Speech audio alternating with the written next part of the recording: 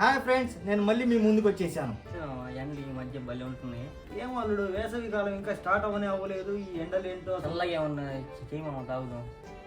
నీ కడుపులో వేసుకోవడానిక పదా రోజు మీకు తయారు చేసి చూపిస్తా. చల్లగా ఉంటుంది. అల్లుడు ముందుగా స్టవ్ వెలిగించుకొని పాలు వేడి చేసుకున్నాం. సరే అని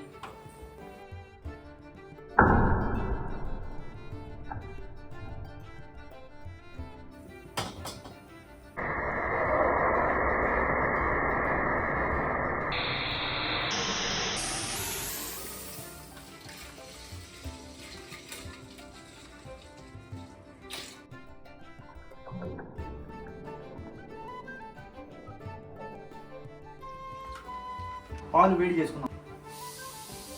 అల్లుడు 1 లీటర్ పాలు వేడి చేసుకున్నాం మనం. సరే నీకు లీటర్ సరిపోయింది అల్లుడు? సరిపోయింది మనం. ఓకే అల్లుడు, బాగా పొంగిన తర్వాత పాలు ఆపుకొని ఒక అరగంట చల్లార్చుకుందాం.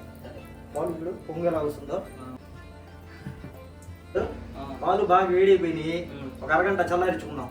సరే, పాలల్లో చక్కెర కలుపుకున్నాము. చక్కెర వేస్తా ఉంది.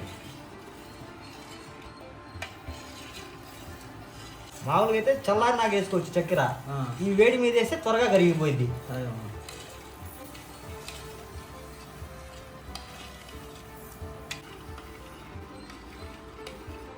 ఒక 7-8 నిమిషాలు పాలు చల్లారిదాకా ఇలా తిప్పుకుంటా ఉంటే చక్కెర కరిగిపోయింది. సరే, నువ్వు పని చేయాలి. ఈ పాలు చల్లారే లోపు మనం పుచ్చకాయ ముక్కల్ని సన్న ముక్కలుగా కూసి నూనె ఇవ్వాలి. సరే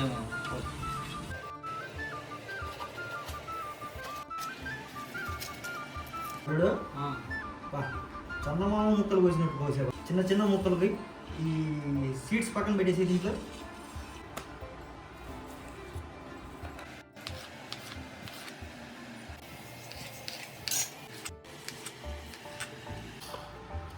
చిన్న ముక్కలు కోసుకోవాలి.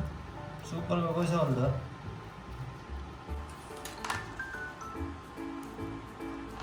ముక్క ఎంత సన్నగా కోస్తే రోజు మీకు అంత టేస్ట్ వస్తుంది మనకి.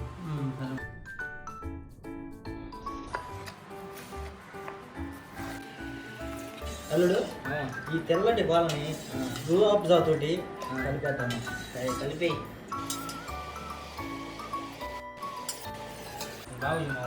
ఇంకా 2-3 సార్లు కలుపు. సబ్జా గింజలు చల్లదనం కోసం నీ కడుపుకి. పుచ్చకాయ బాగుంది తిను.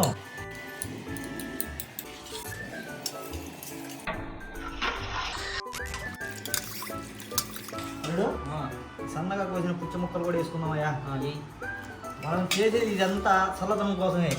వేసవి కాలము వేడెక్కువైపోతుంది, కడుపు చల్లగా ఉండదు, బాడీకి కూడా చాలా చల్లగా ఉంటుంది.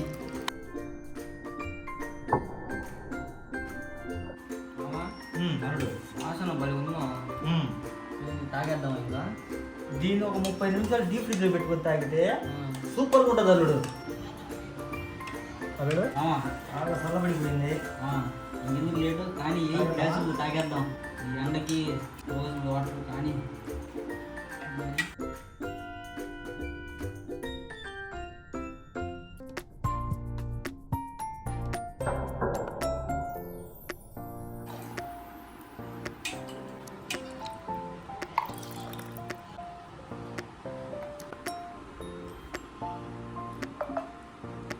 భలే ఉంది. మీ చేతితో ఏది చేసిన భలే ఉంది.